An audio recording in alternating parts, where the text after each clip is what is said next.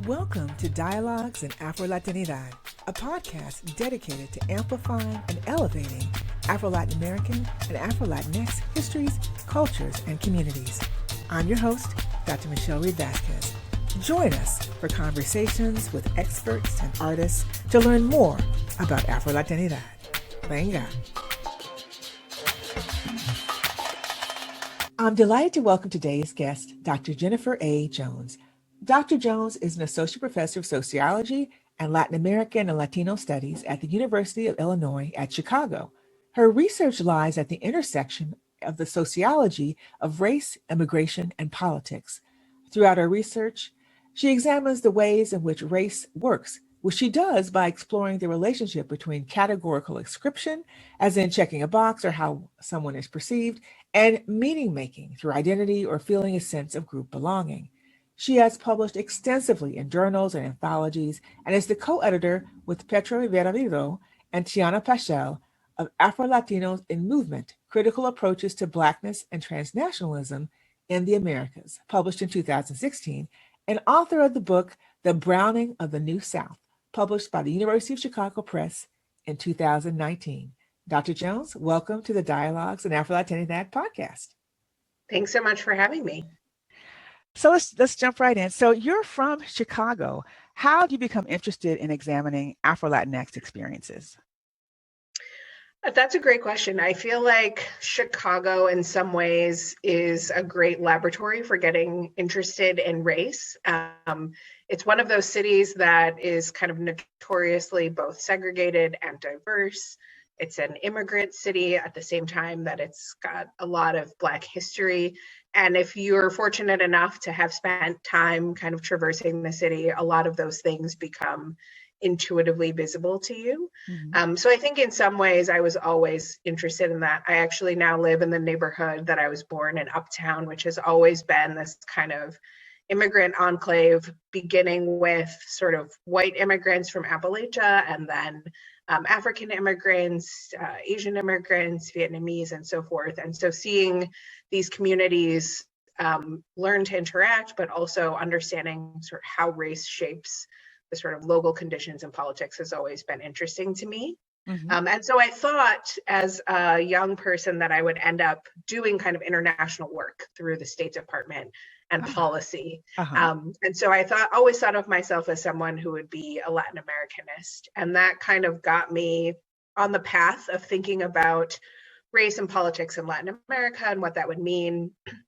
It turned out in the process of doing so, I realized I'm not really so good at being the person who executes someone else's ideas about how policy should work, and what the best tools are for improving relations in a region or dealing with inequalities.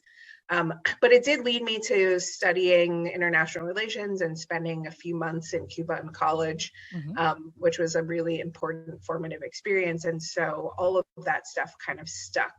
And I was always thinking about it kind of in relation to the things that I was seeing in the US. And so my senior thesis work was thinking about the impact of US policies on racial relations in Cuba. And then in grad school, still kind of had some of that stuff in the back of my mind as I transitioned towards thinking about dissertation work. Excellent. And so I know you're passionate. Well, I want to go back a minute. So tell me a little bit more about your experience in Cuba. When were you there? And what were you doing? Yeah, so I was there in 2001. So I was there during 9/11, which was also an interesting experience. It was my study abroad program. So I was there for 4 months studying at the University of Havana and studying history and politics with other Cubans and trying to learn more about the history of Cuba, the politics of Cuba, why it was that we were so afraid of this tiny island and all of those complications. 9/11 also inserted like a whole new set of things that came up because originally, if you recall, Cuba was on the possible list of terrorist suspects. So we initially didn't have much contact with the State Department, and then we had to, and the process of meeting the diplomatic corps who by state rules, we're not really allowed to interact with Cubans in a real basis, kind of shocked me in terms of how little they seem to understand about the culture and the social norms of the place, and Hmm. the lack of integration of those things into their kind of political mission. And I was like, this is a terrible way to do politics, to do Right. diplomacy. Um, and so eventually over time, like those kinds of fears went away, but that ended up being a really important set of experiences for me to understand kind of the difference between what we think we know about a place and the Hmm. way that it works, and how we should actually think about engagement, and the difference between sort of, high level politics and people's experiences on the ground. Yes. No, Yeah. absolutely. Yeah, and I'm intrigued. I'll hopefully we'll get a chance to talk a little bit more about issues of race, because I know that you're really passionate about understanding race and its various permutations in politics and identity. So if you could tell us a little bit more about kind of as you evolved, how you switched from this international relations piece to the sociology arena, and your evolution to becoming a professor. Yeah, I think I went into graduate school thinking I would still potentially do work on Cuba. Hmm. And as you know, doing contemporary work on Cuban politics is a tricky thing to try to embark on. And so That's ultimately, I decided that the risks of being kicked out of the country in the middle of my dissertation work were a little too high, mhm. and kind of pivoted towards thinking about Latin America more broadly and other ways of thinking about race. That eventually led me to thinking about Mexico, and we can talk a little bit more about that. Yes. But I realized in that process of like dealing with diplomats and all of that, that I didn't want to craft policy so much as I wanted to be like critically engaged in understanding what policy does. Mhm. And a lot of the work that I did coming out of college was trying to think about the ways in which white Cubans and Black Cubans have fundamentally experienced different experiences, not just in the US, but in Cuba as a Mhm. result of our embargoes and our policies and the ways that remittances work and all of those things. And so a lot of that was connected, and it meant for thinking about Cubans that we couldn't really talk about a singular Cuban experience, that there was a huge difference between being an urban and a rural resident and being an Afro-Cuban and a white Cuban in this context. And that was not really being thought about, at least in diplomatic circles, it seemed to me. There Mhm. were certainly at the time, no non-white people, very few women in the diplomatic corps to begin with. Mhm. And so there were lots of ways in which I felt like these were important blind spots that I wanted to be able to dig into more as a researcher, rather than someone whose job it was to just tell people what to do on the ground or be the person who has to execute that policy. Right. So tell me more. There's the Cuba piece, and there's this pivot you mentioned to Mexico. So Mhm. tell us more about this area, because that's what your book is addressing. Yeah, so my book comes from that work. So I realized that Cuba was probably like, just in terms of logistics, not going to work as well, but I was still interested in doing a project that helped me understand the relationship between race and politics and what it meant for race to be made on Mhm. the ground and process. I Mhm. think in a lot of ways, the way that Cuban race relations had evolved had everything to do with the shifting politics of the state. There was a Jim Crow regime until the revolution, and that sort of upended everything intentionally. Mhm. And then the sort of move away from Soviet Union support and towards the special period, again, kind of upended social relations and race relations in the country. And I would argue probably the shift now towards a like sort of opening and contracting that Cubans are experiencing is also changing how race relations matter, but also the sort of like growing Black middle class around the world has changed the kind of exposure that people have, the kind of diasporic relations and opportunities for tourism and all of that. Mhm. So I was interested in thinking about that in a different context, and just happened to do some work with a family friend. Here we have the Mexican Fine Arts Museum, Mhm. and a family friend of mine was working on the Africans in Mexico exhibit. And so I Ah. went to meet with him, and we were talking about just what was going into the exhibit, how it was going, and how people were responding to it. And it was super interesting to me, one, because no one is taught until very recently about the history of Black people in Mexico. And by recently, I mean like last year. Yes, kind of I thing. understand. And that Black people were coming to the museum for the first time in a long time and were really excited about the programming. Mexicans less excited about it. I mean, some were, others were really resistant. They felt like on the extreme end, it was lies, right? Because they'd never been told about this history, about this presence.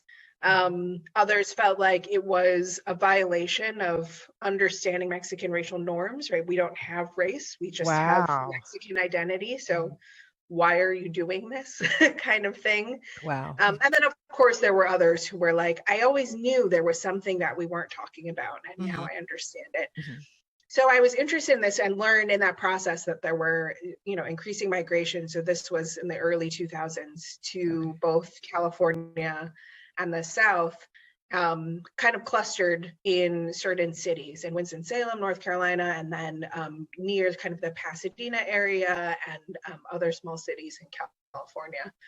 And so I was like, this might be a really interesting way to understand how migration shapes race relations, what it means to have a sort of political, economic shift, and how that might change things in Mexico, as well as understanding changes on the ground. So I became interested in thinking about the South, which also was going through this kind of massive transformation demographically, where you had, up until the 1980s, almost no foreign-born residents. And by the time we got to 2008, when I started doing my research, it was about 10% Latino in the state of North Carolina, and some counties and cities were approaching majority minority status because the number of Latino immigrants was reaching sort of 15, 20, 30%. And I knew that in some of these cities, many of those newcomers were Black. So I was like, great, I've got a perfect experiment to try to understand all of these different angles. And so I started the project by spending 4 or 5 months in Mexico, because I really think it's important to understand the sort of whole global context, spending time there to try to make sense of how people understood race and race relations, and Blackness and anti-Blackness, which was an adventure in and of itself, and then how that translated once people arrived and settled in the United States. In the book, that part of the research doesn't end up being as prominent, because it was really the political conditions of being in Southern states during the 2008-2009 period that mattered more to people than the sort of things that they had heard. But folks like Sylvia Zamora have done a lot more work thinking about the ways in which ideas about race get transmitted back to Mexico. But I've written other things thinking about sort of the ways in which Blackness is understood in a place in which Blackness has been denied consistently. So those kinds of questions still percolate, right? So how do we think about race in Latin America in a region in which race has been understood in so many different ways in recent times? So like over the course of the 20th century, that has shifted dramatically, and what that means in terms of politics, but also, mobility and life chances for folks of African descent. You mentioned adventures of race in Mexico, and I'm just wondering if you could give us a little example of that.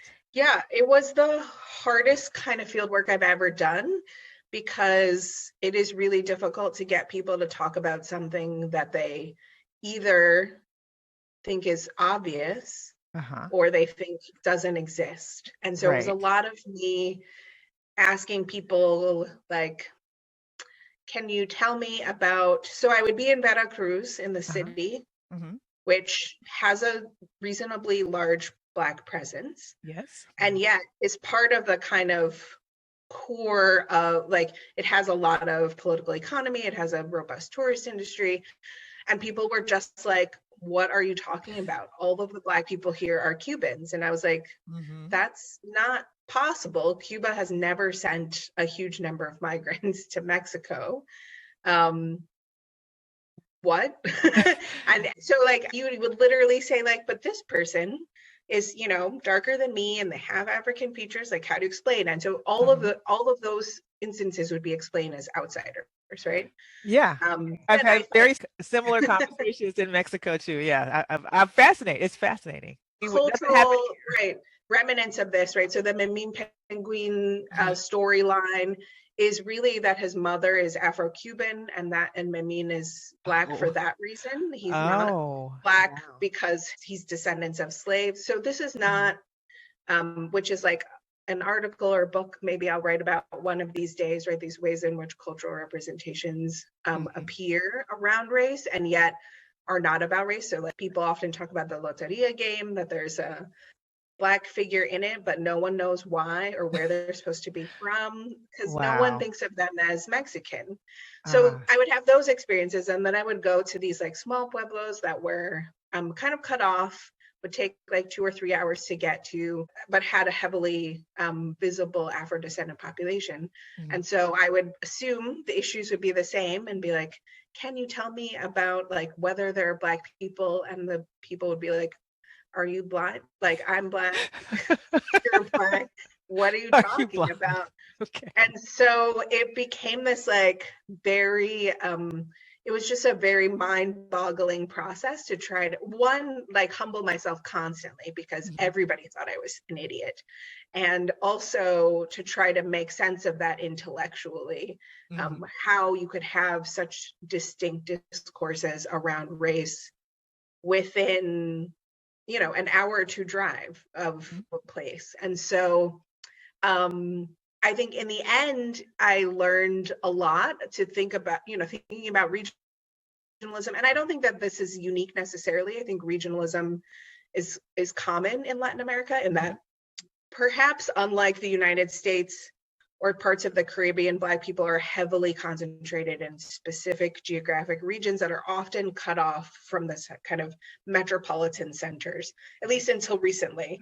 So thinking about Colombia and other places. And that meant that they could sort of develop a national identity that didn't really include Black people, but there was a strong Black identity in those places. So you could talk about Colombian identity and Afro-Colombian identity, and it was almost like strangers passing in the night. And so that was in many ways what it felt like in Mexico, that if you were kind of centered in the metropolitan spaces of Mexico, if you were part of what we might consider Mexico's national identity, if you were linked to these kind of international processes, then Blackness doesn't make sense.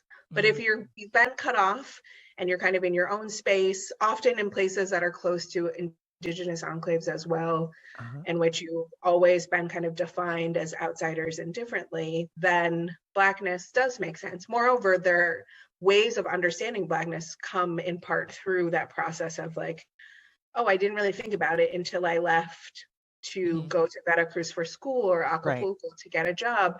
And people were like, where are you from? Or they tried to deport me back to you're like, no, I'm Jamaica Mexican. or some other place.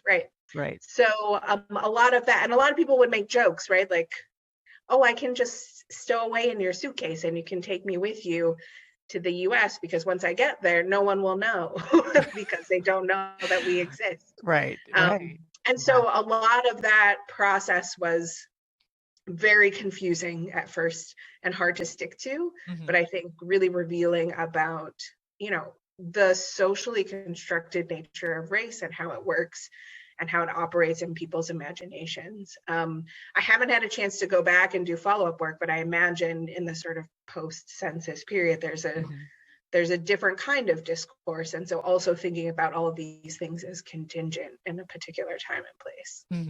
So just thinking about those distinctions, region and narratives, for your work as a scholar and as an educator, how do you think your work contributes to our understanding of these Afro-Latinx, Afro-Latin American and Afro-Latinx communities that you've been studying? I mean, I think that it reveals, one, that race and blackness and anti-blackness are kind of universal projects, but the ways that they operate are very, very different in different contexts, in different spaces. Mm-hmm. And so it is important for us to not try to talk about a region without nuance, or even a country without nuance, or an understanding of how identity functions and what its intersections are without nuance. And so I think, I think there's the initial thing, which is like reminding people that there are Black folks everywhere. That's part of it. And I think that's been a lot of the work over the last 2 decades for some of us, is to just say like, hey, this isn't just, there aren't just Black people in the US and Brazil and Cuba. And even then, I feel like people don't always know there's Black people in Cuba. So it's true. There's that, but also the ways in which like Blackness in the US is not necessarily the same as Blackness in Mexico. Right. And Blackness in Mexico is not the same in the Costa Chica as it is in Veracruz. And so while I don't think it is a kind of scholarly imperialism to talk about race in all of these spaces, I think it is a scholarly imperative to unpack race in all of these places. And I think it also helps us understand more about the US context. I also think it's a mistake to assume that Blackness in Philadelphia is the same as Blackness in, rural Alabama. It isn't. There are certainly continuities and sort of historical connections, but those day-to-day experiences and those relationships with space and politics and mobility are distinct. And so I think we always need to be thinking about what that constellation of meanings are and how they operate differently and what those mechanisms are. In thinking about this constellation of meanings that you are prioritizing and unpacking our understandings of race, how does that commingle with what you think are some of the most urgent issues that Afro-Latin Americans and Afro-Latinx communities need to attend to, especially in the kind of work that you're doing? Yeah, I think that's a great question. I've been thinking a lot about the ways in which Black Lives Matter has become a global movement. And I think in some ways, many of those questions are the same in terms of what does the state do with Black populations? How does it treat them, exclude them, marginalize them, or in some cases eliminate them? And I think that is true in different spaces. And the answer isn't going to be the same. In Mexico, it's not that the military or the police are going into communities and holding them hostage and taking people out, essentially, because they've been criminalized. It is more treating them as though they don't exist and depriving them of access to resources that they need to survive and thrive and build communities and lives for themselves. And so I don't know that there's a singular set of issues so much as there is, we need to pay attention to the ways in which anti-Blackness operates within the state and our institutions, and that those problems are existential, and so they need to be dealt with in serious ways. And I think we need to take seriously the process of making people visible. I think in some ways folks have tried, scholars have moved past that a little bit. And I'm not sure that is necessarily where we are, in that it's easy to avoid issues if you can make it irrelevant that this group of people exists in the first place. And so I don't think the state has given up on that project. And so we also should continue to hold them accountable for counting people and recognizing them and including them in their discussions of policies and, reforms and procedures. But I think those are the things. And then from the grassroots level, really kind of supporting and thinking about what it means for things like Black Lives Matter to be global movements, and how that matters in different contexts, and what it means if you are taking that seriously in the US, how you can think about that as a kind of global issue as well. I was also wondering, thinking about, as you described the piece from Mexico, how, if that is replicated in the communities you looked at in North Carolina, in terms of, I'm just thinking particularly about racial acculturation, and um, given that there's a larger proportion of African American communities in North Carolina, and then there are Afro-Mexicans, immigrants coming into that space. How did you see race being reconfigured in ways that wasn't happening in Mexico? Yeah, I mean, I think it happens on a couple of levels. At the time, and I think there's still evidence of this, I think there was a shift towards like a broader minority politics. So I think in ways in which Mexicans may have historically kind of aspired to assimilation and whiteness in various contexts, especially as new immigrants, that wasn't what they were doing. They were looking towards, because this was a period in which, so in some ways, North Carolina was ahead of the curve, so to speak, in that they were engaging in kind of anti-immigrant politics, lots of partnerships with local police, lots of ordinances being passed at local level to ban folks from accessing resources like healthcare and schools. And so that kind of, straightforward civil rights violation and discrimination was being talked about in a way in the Black community that was being completely ignored in the liberal white community and supported in the conservative white community. So for Mexicans of all backgrounds, there was a sense that Black leaders especially were understanding their position, were not supporting these restrictive laws and regulations, were not harassing them in the streets in the same way, and were kind of supportive of tools and efforts to try to maintain their access to jobs and to schools and to healthcare, because that was part of their broader civil rights mandate.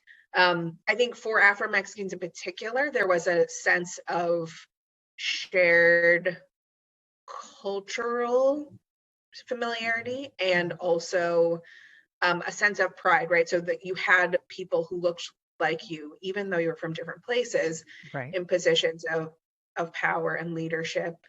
And that you felt that a lot of people talked about ways in which there was like a South to South kind of shared culture, a value of family, a value of like the barbecue tradition, which for the Afro-Mexicans would have been like a barbacoa tradition of roasting a goat in the yard. And for African Americans would have been like, a different kind of barbecue tradition, like racks of ribs and that kind of thing.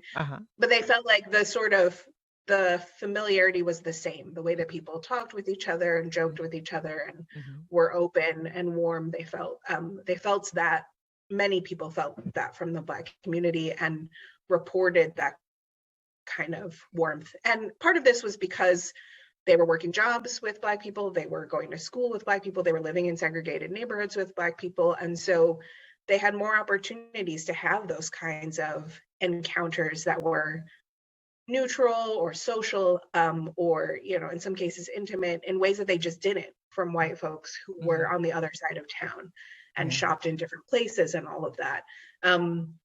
And so there was this kind of like dual way in which people were thinking about the relations with Black folks, I think, that was only possible in a kind of political moment in which immigration was also being framed as a race issue, particularly around those of Mexican origin.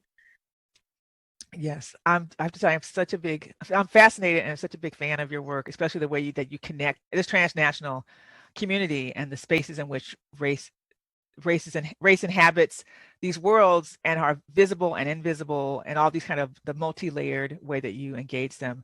So in addition to your book, The Browning of the New South, you're welcome.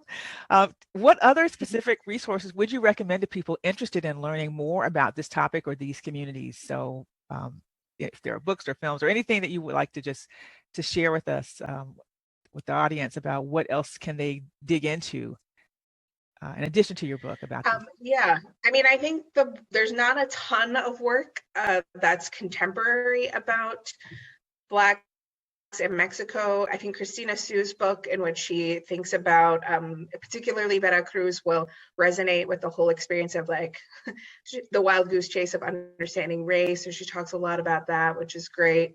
I was part of an edited volume that looks at sort of the region from various interdisciplinary perspectives as part of the Cambridge series. And I think there's a lot of great essays in that book too that help us think about different regions in Latin America and different issues.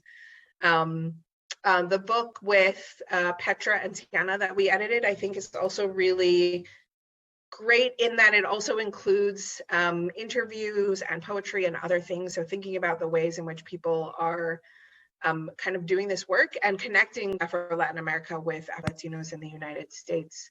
I actually think there's a lot of young scholars doing really interesting stuff that is just now coming out. I would pay attention to there's a collective called Afro-Latinas Know, and they're all Afro-Latina scholars who are doing really fascinating work throughout the hemisphere. And some of their books have been out for a little bit, some of their books are in process, but I think keeping an eye on those really brilliant women and the work that they're doing is also another way to get engaged. And I know they're all also doing sort of writing for the public. I would also encourage people to pay attention to the discourses that are happening in the United States around Latinidad. So I think for the first time in a long time, we're seeing people kind of question the premise. So I think in many ways, Latinidad has been constructed through this sort of mestizaje nationalist lens in a way that I think made a lot of sense for a period of time to assert a kind of shared identity. But folks have started to come to understand that it erases not only indigeneity, but also Blackness. And so what does it mean to have a concept that you apply to the whole that completely erases and marginalizes this huge chunk of not just the population, but the experience of these various places? And so I think, those discourses are happening online, but I think it's worth paying attention to those kinds of dialogues and conversations that young people are having about like, what do we want Latinidad to actually look like and what does it mean? And I think it's really interesting being juxtaposed against kind of the post-mortem of the election, which in many ways was like, oh, Latinos are not a voting bloc. Oh, what happened in Florida? Why did Cubans vote this way? And Mexicans in Arizona voted this way. Exactly. And so I think putting those kinds of conversations together not only helps us understand sort of the broad ways in which people experience race across Latin America, but also what that means when they bring those ideas to the context of the United States and the kind of political regimes they're dealing with. So I also recommend just kind of paying a little bit more attention to the news in that regard and how those ideas are interacting with one another. Absolutely. Well, I want to thank you so much for joining me today and for sharing your perspectives and your research on Afro-Mexicans and Afro-Mexicans in Mexico and Afro-Mexicans in North Carolina and broader issues of transnational migration and your passion for this kind of research. It's been a pleasure. Thank you so much. It's been a pleasure for me too. Time goes so fast when you're talking about fascinating things. So thanks for having me. Thanks for listening. If you enjoyed this episode of Dialogues on Afro-Latinidad, please subscribe to our podcast and tell a friend.